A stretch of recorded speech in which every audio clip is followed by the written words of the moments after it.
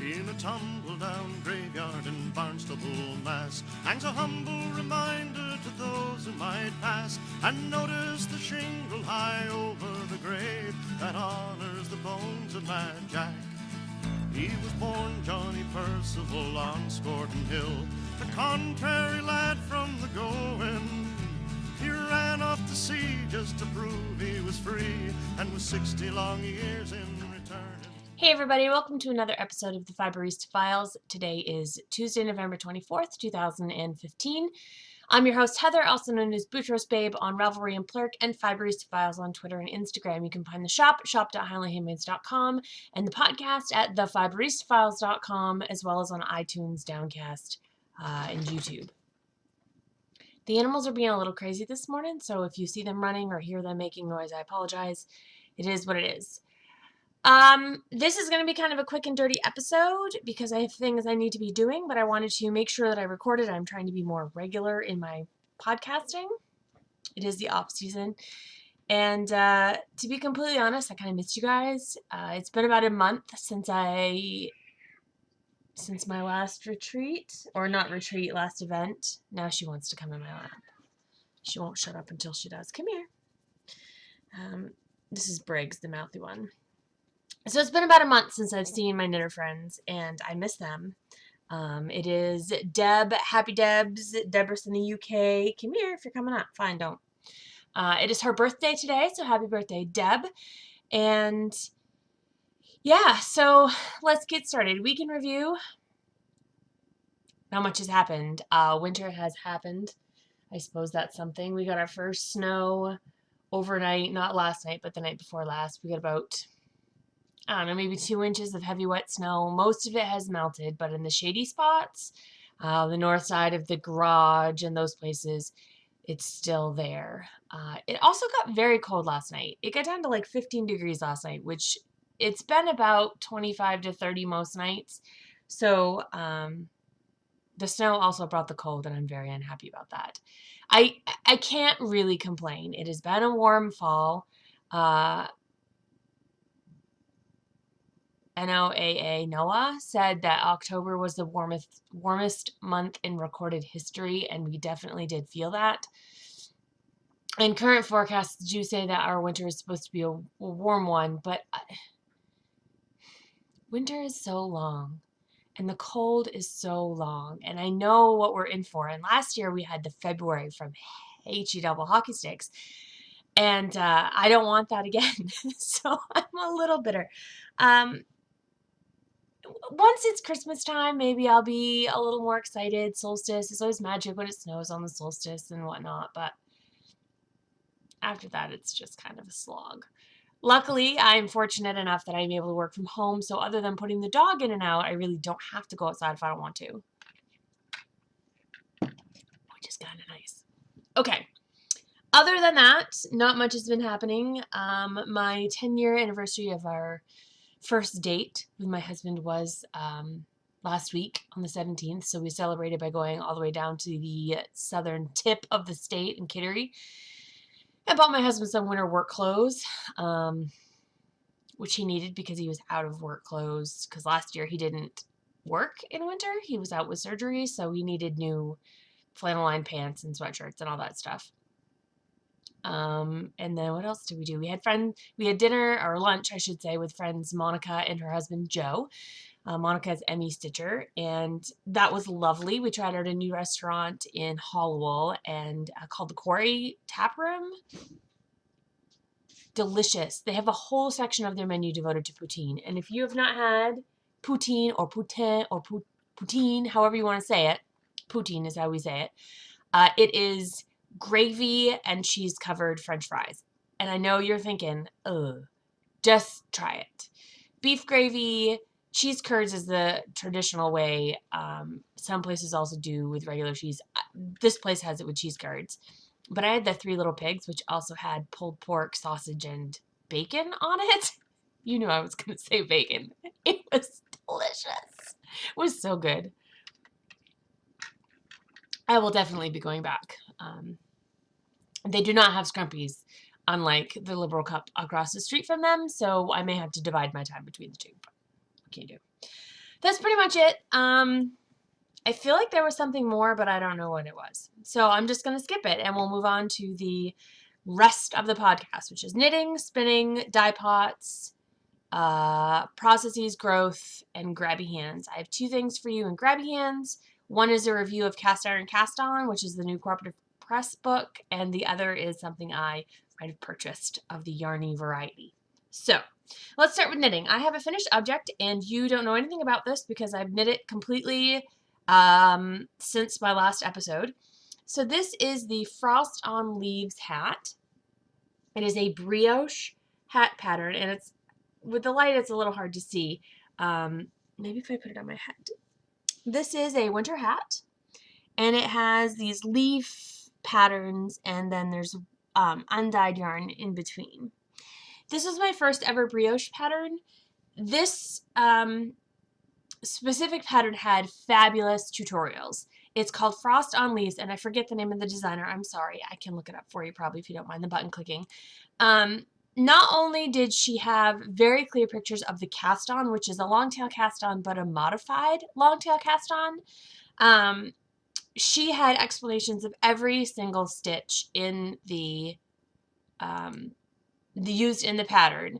Once you got the stitch, like it was repeated 6 times across, so it was kind of easy to do the row, but it was knowing what, you know, BRK with you. I mean, there was a lot of letters in the, like they weren't symbols, it was written. I actually prefer the written directions because the chart would have just been one more step. I would have had to go from the chart to the stitch and then had to look up the stitch anyway. So it's made by Midori Hirose. I hope I'm saying that right. Midori Hirose looks like. Anyway, so it's the Frost on Leaves pattern. This is actually going to be for a friend. She requested a hat out of my yarn, and this is the green ash worsted in white cap, which is a light and dark blues. And then the white is just undyed. So there's that. It is not a super tight hat. It only comes in one size, and it's says it's supposed to be knit at a DK, and I use worsted, but it's DK on a 5 and I use worsted on 4s. It fits, and I think it's stretchy enough that it will fit a number of heads. The recipient probably has a head about as big as me. She's like an inch taller than me. But I think she has a little bit less hair. So I think it will fit her.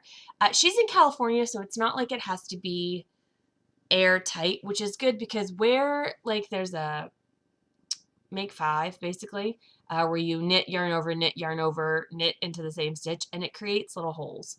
And so if I were going to have this in the winter, it would be more of a fall hat, simply because our winters are frigid. But I think for her it will work. Now, I also am going to be casting on very briefly, very shortly, a hat for her husband. And I have 2 hand spun yarns for that. The first is this, it's about 40 yards of a 2-ply. It's a Cormo Angora blend for the lining. And then the actual hat is going to be out of this. Now this is Latinium Ex Machina. I think I said that right. She's on Etsy. This is one of her Lord of the Rings bats in the Morier colorway. And that's why the husband is getting this hat. This hat is for my friend April. Her husband is the executive producer of the TV show Gold Rush. And so the Mines of Moria, come on, think about it. Gold, dwarves, right? Okay, so it's all kinds of grays and silvers and blacks with this thread of gold through it. It has several different breeds of wool in it, and it can be a little bit, it's a little fuzzy and a little itchy. It's a singles yarn, kind of thick and thin. So I want the lining just so that nothing bothers his ears. And of course that will also be doubly warm because he is up in the Yukon for large parts of the year. So that's going to be next. That's going to be my lined beanie pattern, which is a free pattern on Ravelry. Super easy, basic hat pattern, but very good for cold weather. So the next thing that I've cast on is this, and there's no right side to show you because it's reversible. This is going to be a cowl for my husband. It's kind of a tall cowl. It's pretty tall, so it's going to fit underneath his coat. And this is basically going to be 20 inches knit up. And then I will do, there's a garter ridge here on the bottom. And I will do another garter ridge on the other side, and I'm going to have buttons. So there's going to be like 3 wood buttons. He wants it for snow blowing. He wanted something a little bit more basic, but this is what I wanted to knit, so this is what he's getting. This is not safe for work or children. He has a fleece cowl that one of his co-workers' grandmothers sewed for all the boys. And they call it, this is not safe for work, they call it a foreskin. Because it's this huge fleece thing, and when you put it over your head, like just this little bit sticks out. He works in a lumber yard. I'm not responsible for what they call things. Anyway, that's what they call it. So if he wants that for snow blowing, he can have it. This is going to be a nice cowl. It's just knit out of some Cascade. I don't know which Cascade. It's the one that has, it's 4 plies, and there's 2 plies that are black and 2 that are like a dark denim blue. Vintage, maybe? I don't know. It was something I had from long ago that was in the tote of yarn that I keep for projects for my husband. And so that's that. Okay. The other thing I'm knitting is for Christmas, and it is a secret project. My husband does not watch my podcast, so I can show you guys what I've been working on. This is a sock. It is going to be 2 socks, hopefully by Christmas. He has huge feet, so we'll see. And this is essentially the Jaywalker pattern, but instead of doing the chevrons all the way around, I just did 1 repeat of the chevron. It just breaks up the stockinette a little bit. This yarn is Whirled on a String Designs. I have the label. Let me tell you if it has a colorway, because I don't know. Whirled on a String Designs yarn. It is 75-25 superwash merino nylon. It is 460 yards. I do not see a colorway name, but it's gray with a little pop of red. And my friend Alicia is the dyer behind Whirled on a String Designs and designer. And so this yarn is actually knitting up for me at 9 stitches to the inch on US 2s. Now, 9 stitches to the inch, and my husband has a 10-inch foot circumference.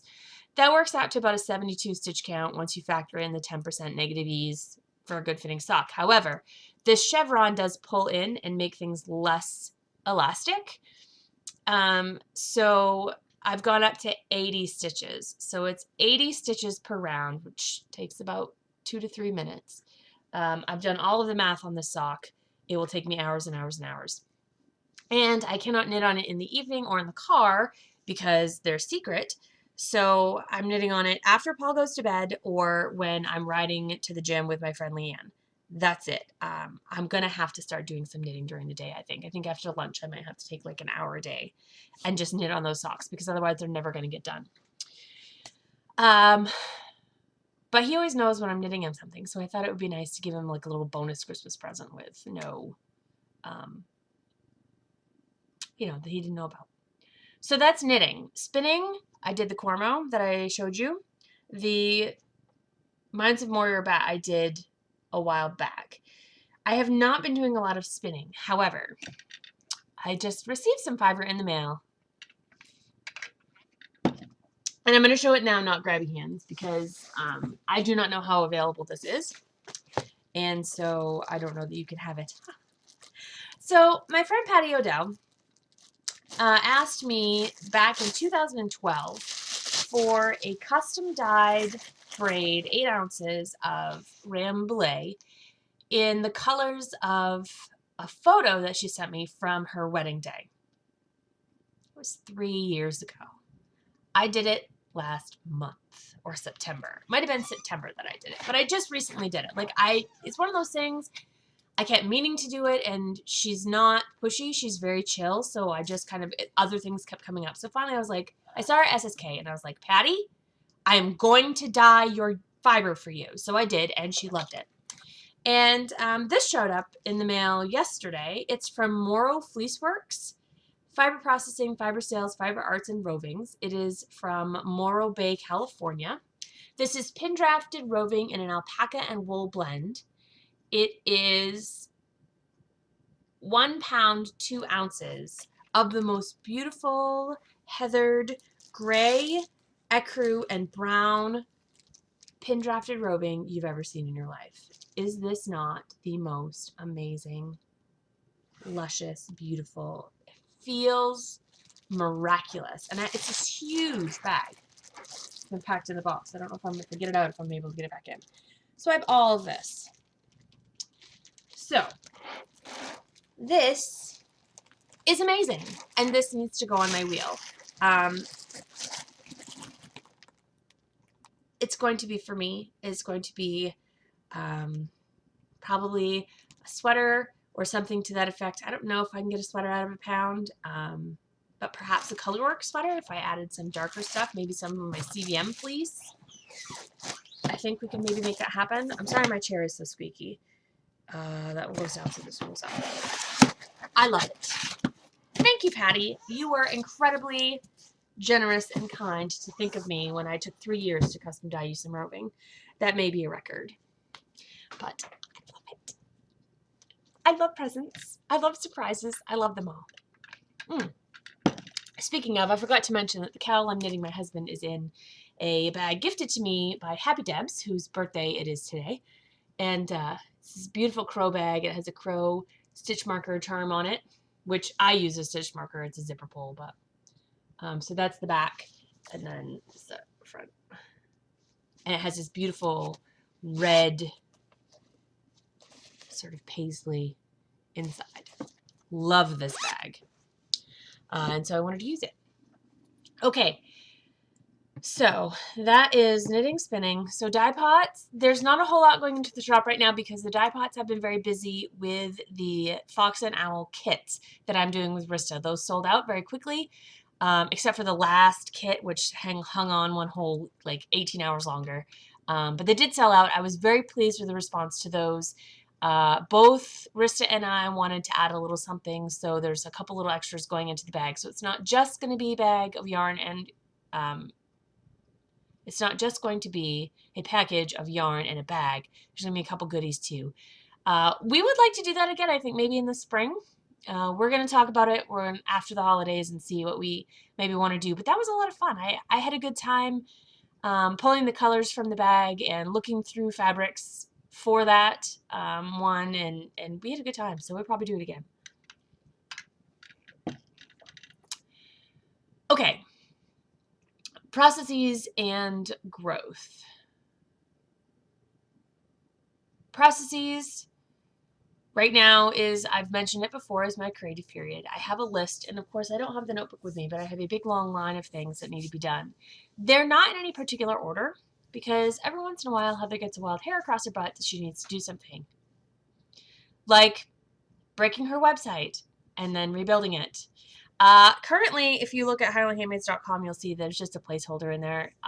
I no longer want the blog to be the landing pad for highlandhandmades.com. I want it to be more, I want the landing place to be able to take you in all of the directions because there are a lot of them. There's the blog, the podcast, the shop, the Ravelry group, Facebook group, all of those things. And I want you to be able to access all of that from one hub. So I'm looking at themes to create this site to be a little bit more user-friendly. Now I had a WordPress site and I took it out, uninstalled it, and then put in this website builder called Concrete 5, but it was crap. So then I had trouble deleting Concrete 5 off of my servers. So I had to contact my host and get them to delete it, which took us like a day and a half, and then reinstall WordPress. But now I'm going through for different themes so that I can have a static front page that will take you all the places. And then from there, you'll be able to get to the blog and all that other stuff. So for right now, it's a mess. You can still access the shop, shop.highlandhandmades.com. That has not changed.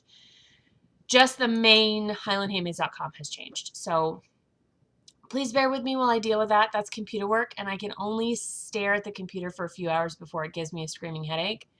So I have to pick away at that. And so that may be a little while. And between I've got club to do this week and the kits to do this week, So it'll probably be December before that happens. I hope to have a post in the beginning of December with the new website about the club for 2016. There will be a club for 2016. That's all I'm going to tell you for now. I'm still narrowing down directions for that to go. I did the postcards for Main Club, which was yarns and fibers based off of, or was it just yarn? Just yarn? Based off of locations in Maine. And I did a photograph, postcard, and an essay with each of those. And then this year was a color study, so it was people posted in the group inspiration photos, and I chose the colors from there. So I want to go in a new direction. I want to have a new theme. I don't yet have that nailed down. I have several ideas, but I want A, to not copy other people who've done things before, and B, I want to have something that's fun to do. So that's the plan. Growth. Really, there is no growth right now other than internal growth, creative growth, being able to do new things and try different stuff. Susan B. Anderson recently released a pattern, and as part of a kit with Tangerine Designs and Amelia Bella for a winter beanie. It's like Fairy Tale Winter Hat, I think it's called. And that's knit out of my green ash worsted. I will be doing more of that. In fact, I have the yarn sitting in my kitchen. I just need to scan that up and dye up some Kineo for you guys. That's the colorway that she used. So if you're interested in that, stay tuned. And that's pretty much it, you know. I'm working on the creative aspect of things. I've purchased a bunch of supplies to do some other things, not just yarn and fiber, but I think I told you guys a while back this spring that I bought an Inkle loom, and I want to do keychains and zipper pulls and stuff like that. So that's a plan. Once the website's done, I'll be able to handle that. So I've got things that I'm going to be doing. So hopefully with the podcast being more regular, I'll be able to keep you updated with that. That just leaves Grabby Hands. I have two things in Grabby Hands. One thing I purchased, the other thing I'm going to review. I got some goodies from Into the World. After Rhinebeck and their short vacation, which they take post-Rhinebeck, which I totally understand, Chris and James of Into the World did do a shop update. It was a big shop update, and they also had a coupon code. And the coupon code was for 20% off. And I was like all over that. So the update was set for Saturday at 10 a.m. At 11:20, I had this moment of panic because I forgot that they were having an update because we'd gone to Dunkin' Donuts and I was distracted by coffee. So when we got back, Paul was at the computer and I started whacking him. I was like, hey, go to Into the World. Go, go, go, go, go. So he went and he wouldn't let me get up because he knew I would buy all the things. So he sat at the computer and we scrolled down through and there were several that we wanted. I ended up with this one and he purchased it. It's from my funds, but he actually, pushed buy now. I got a skein of Hijinks, which is, I should have asked her when I saw her at Maryland Sheeple how to say this. Pakoku? Must be Pakoku. Sock, which is 100 grams, 460 yards of 75-25 superwash merino nylon. And it is in the Hijinks colorway. And it is this beautiful teal to a rich, it's sort of a navy into purple, and then purple into phlox into red, red into pumpkin, pumpkin into this sort of mustardy orange rust. How beautiful is that? This is going to be for me, obviously. I don't share my Into the World. I don't gift it. I don't knit for other people with it. It is mine. And so once I figure that out, I will. I don't know what I want it to be. Maybe brickless? I don't know. I want it to be something pretty. Something that I can use the whole skein, because when I knit socks, I don't generally use the whole skein. Know what I mean? All right. That leaves us with the review. So the review this week, like I said, is Cast Iron, Cast On. It's part cookbook, part knitting book. It's a sort of interesting concept. The patterns in it are very wearable patterns. They are not what I would consider fashion or, like Vogue knits where you look at it and go, I don't even know how you would wear that thing. But very, I don't want to say simple, but classic sort of designs. And the food looks amazing. So stick around for the review. If you're one of those people who doesn't stick around for the review, or if you watch a lot of podcasts and you've already heard the review several times, then I'll say goodbye to you now. So until next time, happy spinning and knitting, and thanks for tuning in. But don't go anywhere. Stick around for the review. This is the review for Cast Iron Cast On, Cooking and Knitting Through the Seasons by Becky Herrick and Callie Hastings. It's put out by Cooperative Press. Table of contents actually starts in the month of winter. All of these designs are seasonally grouped, but it starts in December, which if it makes sense if you consider that solstice, that's the start of winter. The contents are further color coded. So December, January, February are gray. March begins a light green, and so on. I'll show you the other pages in a second. The one thing I don't understand is that these are not clickable. Usually in Cooperative Press patterns, you can click on the table of contents thumbnail and go right to the design. And for some reason in this one you can't. And I'm not sure why that is, but I think it's a mistake. I think it should be that way, not just for consistency purposes, but because especially with digital media, I find that to be a very useful feature. So March, April, and May are green. June, July, and August are yellow. And then September, October, and November are sort of a brown. And the knitting designs and foods are all shuffled in next to each other. They're not separated out. Each season and month starts with a sort of essay on the design inspiration for both the food and the knit. So it talks about how December is the holiday season. It's a time for community and family. It talks about housewarming gifts and those sorts of things. So it sort of gives you a guide to what you're going to see in the next section. Holiday chocolate bark. First recipe, dead easy. Melt chocolate, pour it on a pan, put some stuff in it, and let it harden. They used crystallized ginger, pistachios, cardamom, and sea salt in this one, but they do even say you can use just about anything. They also, the next recipe is for deep winter infused holiday vodkas. And not something I would have thought of normally, infusing vodka for gift giving, but what a great idea. The one I really want to try is the vanilla bean and coffee bean vodka. I think it would be delicious. The first design is for little gift bags that have beaded detailing on them. I'm not sure how well you can see. This one has a Christmas tree and beads, and this one has a snowflake. And they have holes at the top done by yarn overs to threaded ribbon through. They're pretty cute. This shawl is, I believe, called Lavandula. I may be butchering that. Lavandula, maybe? I can't tell, honestly, with the text, if that next to the last letter is an L or an I. It's a capelet in that it's a shawl, but it has a hood, which is kind of cool, I think. It also has a doubled ruffle edge, which is also pretty fun. But most of it is plain stockinette, so it's pretty quick. Here's another picture of it. You can see it's a pretty long shawl, and then there's the hood as well.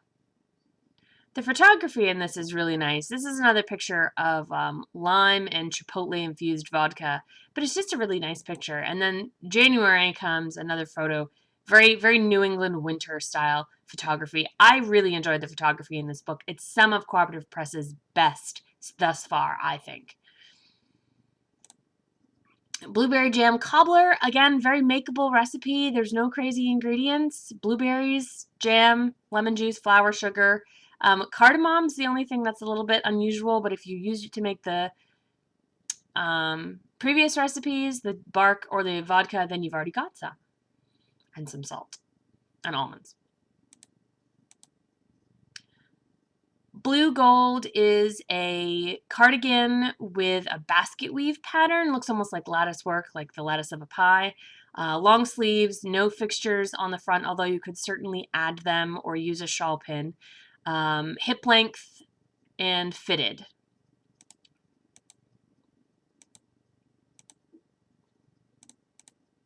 Here's another one of those really nice photos of hot cocoa and the sweater. I love the length of the sleeve on this. This is the length all sleeves should be, in my opinion.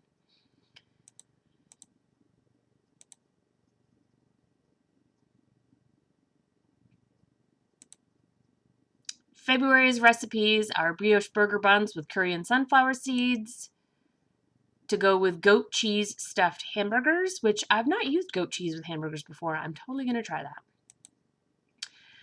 Bovine is the name of this sweater. It is a pullover done in the Nordic style.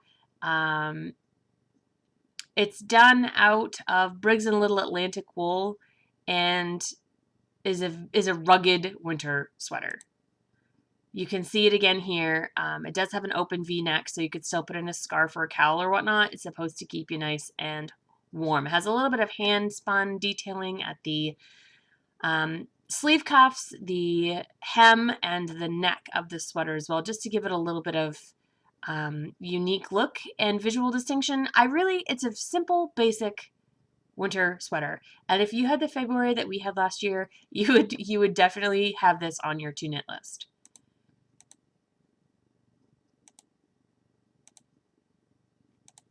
Here's another photo of the brioche buns and burgers. Again, really delicious photography. So in March, spring, the earth's waking up and, it's not quite so cold maybe elsewhere. Here it's still pretty bad. Maple mini pavlovas look very interesting. It's apparently a New Zealand sort of dessert that they brought and then used maple syrup, maple sugar,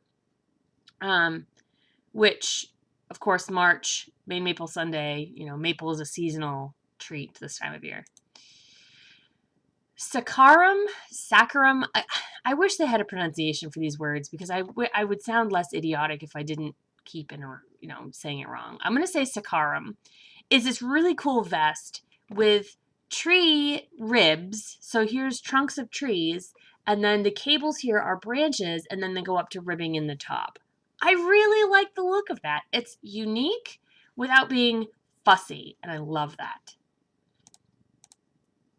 Here's a picture of the front of it. You can kind of see, I don't know how low you can see on this, but it's a leaf detail on the neck. It's a very open neck, and there's leaves going up both sides, so it continues the tree theme.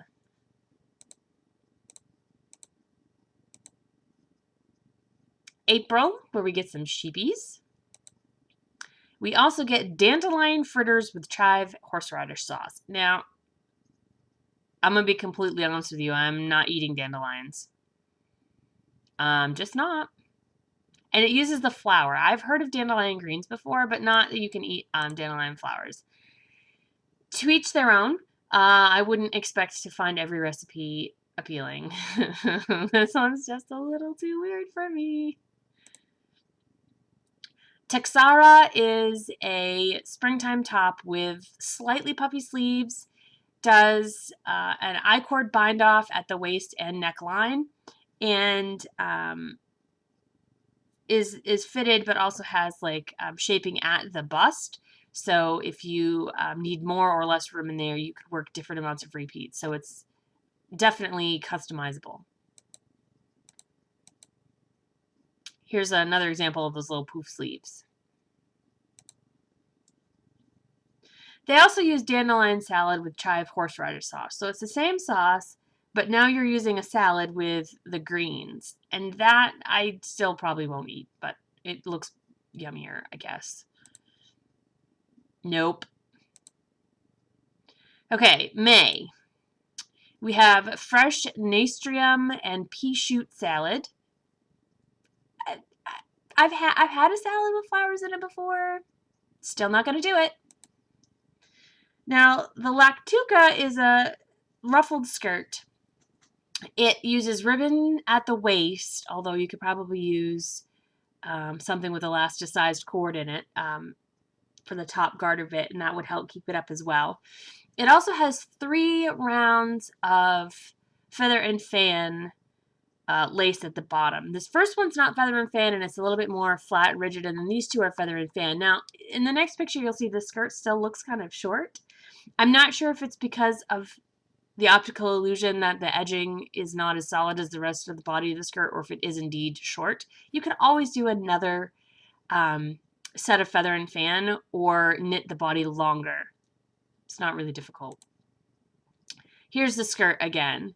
And I think if I were to knit this, I would knit this main fabric all the way to the underbutt, if that's a word. You have an underbust. I don't know why you wouldn't have an underbutt.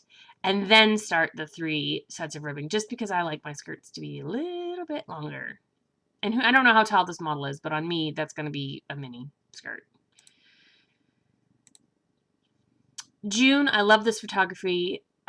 I've said that before, but this picture of the bee on the daisy is just lovely. Summer pasta with grilled zucchini, squash, and goat cheese. And cucurbita? I don't know how to say it. It's a simple summer top, it says, that knits up quickly for a cute outfit in the heat of summer. It's a camisole knit from the top down, and then linen stitch bands stabilize the blousey ruching of the bodice. It's an A-line, so there's no waist shaping, so it's not going to cling to you and be hot. So it's there's a little bit of ruching here at the top, and then simple straps that go straight across. Here's a close-up shot of it. And you can see there's directional knitting here going on. And this is knit out of Quince & Co. Sparrow, which is 100% linen. You don't have to use linen. You could use cotton or linen-cotton blend, even a wool linen blend. It's a very basic pattern, but I think looks really nice. And they made it a good length, which is important, I find.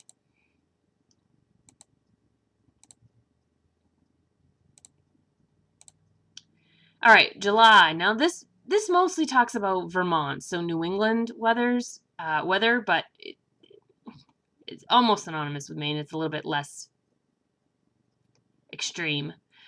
But definitely for summer in New England, be it Vermont or Maine, is a lovely time period. We have garden picnic pockets, which are essentially like pasties, I guess, flaky crusts. And then they put a bunch of stuff in it. They used, the direction is just for, the first one is just for the crust, and the filling they used green tomatoes, potatoes, white onion, cheddar cheese, sage, pepper, and an egg. So brunch, perhaps? I mean, it's not really lunch specific. You could probably put anything in there, though. They also have blackberry and toasted oat sundae pancakes, and those sound delicious. Sola is a picnic set. It includes a blanket and napkins knit from the center out with edging knit on afterwards. Both pieces are worked the same way, although the napkin has fewer repeats of lace around the edges because it is smaller. So knit from the center out, so you're increasing, which I find to be faster than decreasing. And then there's edge and corner lace, which is both pretty simple. My only complaint with this is that you don't get to actually see it. The napkins are 12 inches square and the blanket is 37 inches square. If you're going to knit it for a picnic, you probably want it to be considerably larger than that. But aside from this little bit in the picnic basket, you really don't get to see it. I would assume there would be more photos on Ravelry if you went there. I have not yet checked that. August. They have a nice hay baler here. Dooky's cross-cut pickles. So if you've never made pickles, you can make pickles. Now, the sativus apron, sativus, I don't freaking know.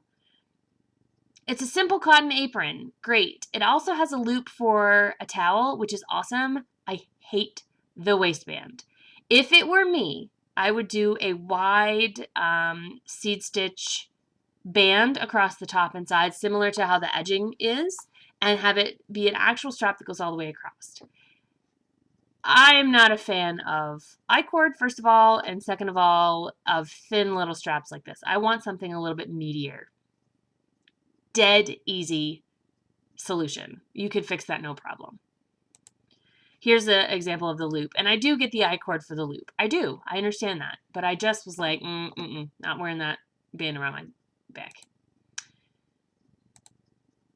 Infused green summer teas was, I thought, to be an interesting idea.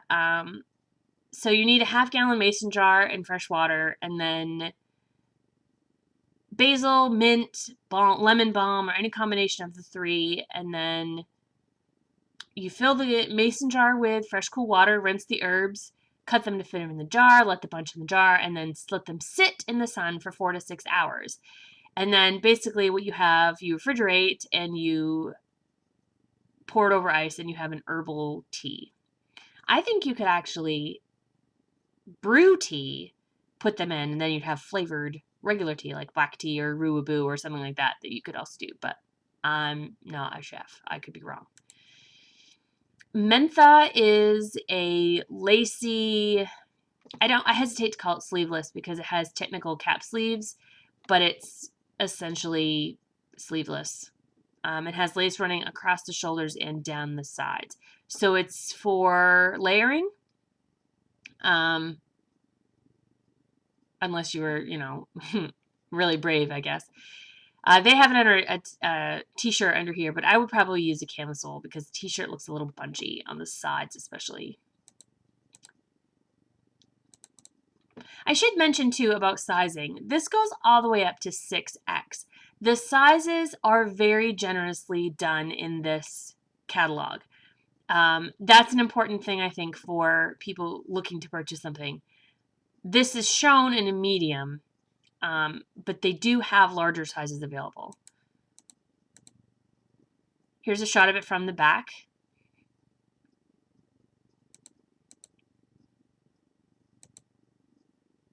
September's recipes, September's picture is a cow. Harvest pesto cornbread. I'm not sure how I feel about that. I like pesto, don't like cornbread. Again, not for everybody. Callus. Now I'm going to say this is Callus because we have a town in Maine called Callus, and that's how I'm going to say it. I'm not going to say Calais. I don't care. It's Callus. This is a hat and mitt sets that start with a striped linen stitch pattern, and then a texture stitch pattern grows from that and then is surrounded with garter stitch at places. Here's the hat. It's very slouchy. And here's a close-up of the mitts. Fall Roasted Reds is made of apples, delicata squash, and it says you can substitute butternut squash, beets, pomegranates, and then some seeds and whatnot. It just kind of looks delicious, but also messy. They also have a red quinoa, spinach, and feta salad, and that I thought looked yummy. Also has walnuts on it. Puncia is a stole knit from the edges to the center in 2 pieces, and then the 2 halves are grafted together at the center. This lets you use all of the yarn. You can kind of see the stitch pattern over here. There's not a really great shot of it, I will say. Again, you can kind of see it, but not super up close. I like to see the stitch patterns up close because sometimes, even if my stitches look like what it says to in the chart or on the written directions, I like to see the photo to know if my things are doing what they're supposed to be doing. I would appreciate a more closer up picture of that. October, Heart and Soul of Autumn. We have boiled cider apple dumplings, which sound amazing. You need cider for the boiled cider. You boil it down like you would maple syrup, and then it tells you the crust and the filling and the sauce for the apple dumplings. Oh. The hooded sweatshirt, or hoodie sweater, you'll see here, is called Brayburn, which is a type of apple. It's worked in the round up to the yoke. The shoulders and sleeve caps are worked flat and then seamed in afterwards, set in sleeves, and an oversized hood. And there is some detailing in the middle here that you can see in another picture. Again, this goes up to 5X. Here you can see they're like diamond textured patterns. You could omit that if you wanted to. This is also a really good showing of the folded hem at the bottom, which I like as a hem for sweater instead of ribbing. It's less grabby. November, we have a chicken and a rotten pumpkin, sort of inexplicably. Hearty mashed potatoes with shiitake mushrooms. Venison steak with thyme butter and red wine sauce. You wouldn't have to use venison steak, but those of us who live up here know that November is deer hunting season. So that's a pretty common meat source this time of year. Service is Service is kind of a fun sweater. I liked the way they styled this in the next picture. It's a cozy fitted pullover knit in the round with a textured yoke and set-in sleeves. The length is designed to fit under a warm coat while the sleeves include thumb holes for added warmth at the wrist. So it's kind of a snug, slim fit sweater. And you can see there are male and female versions. I do not know what type of guns they have. I think he's got a BB gun and she's got like a Civil War era musket. Like I just had to giggle at the weapons they were using a little bit in this shoot. It made me laugh.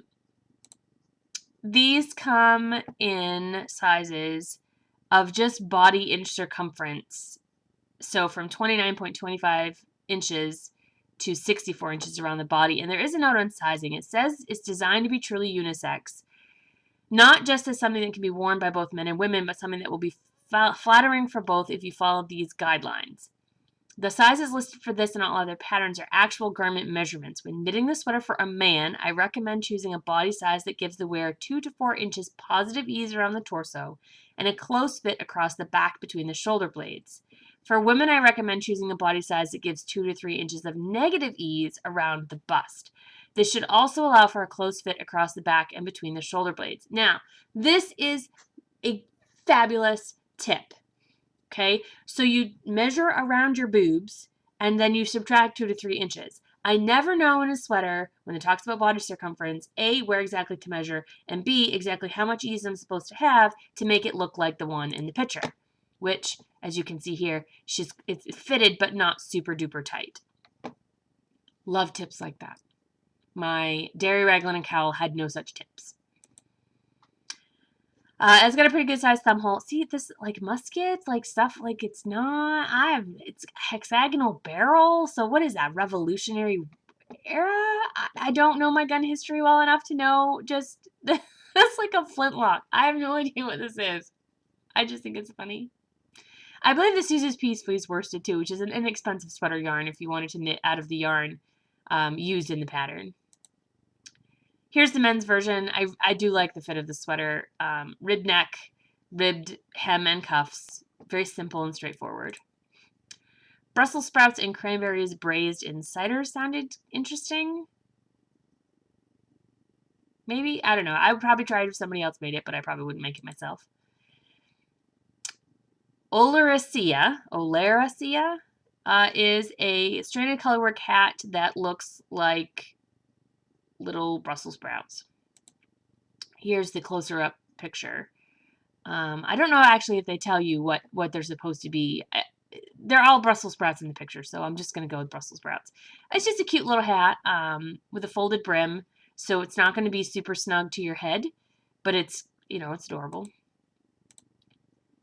And then we have the bios of the authors and designers. Callie Hastings grew up in Vermont, and she owns with her parents Fat Toad Farm, which is a goat dairy that specializes in making goat's milk caramel. So she's the cook. And Becky Herrick lives in northern Vermont on this side of the mountains. She makes herself at home with Neil, her family, dogs, cats, and an ever-changing number of chickens. Along with knitting and designing, she likes to garden, cook, can, snowshoe in the winter, and go canoeing in the summer.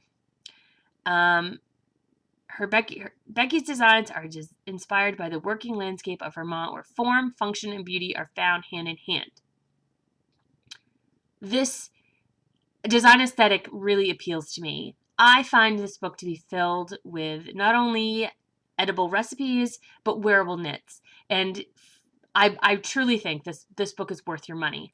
It is available at cooperativepress.com. Please make note the Cooperative Press has changed their fulfillment terms. So if you purchase the hard copy, it does not come from them, and it no longer is included with the digital copy. So if you only want a digital copy, you can buy that. But if you want a digital copy with your hard copy, that's no longer an option. So be sure to check out the details at cooperativepress.com. And that's my review of Cast Iron Cast On. Sorry, Cast Iron Cast Off. At least that's what it says here on the very last page. They do have links to yarn sources, which are smaller but not completely indie. Briggs & Little, Brooklyn Tweed, Fleece Artist, Green Mountain Spinnery, those sorts. Peace Fleece, Quince & Co., and then there's some acknowledgements as well. Thanks for watching, and happy knitting.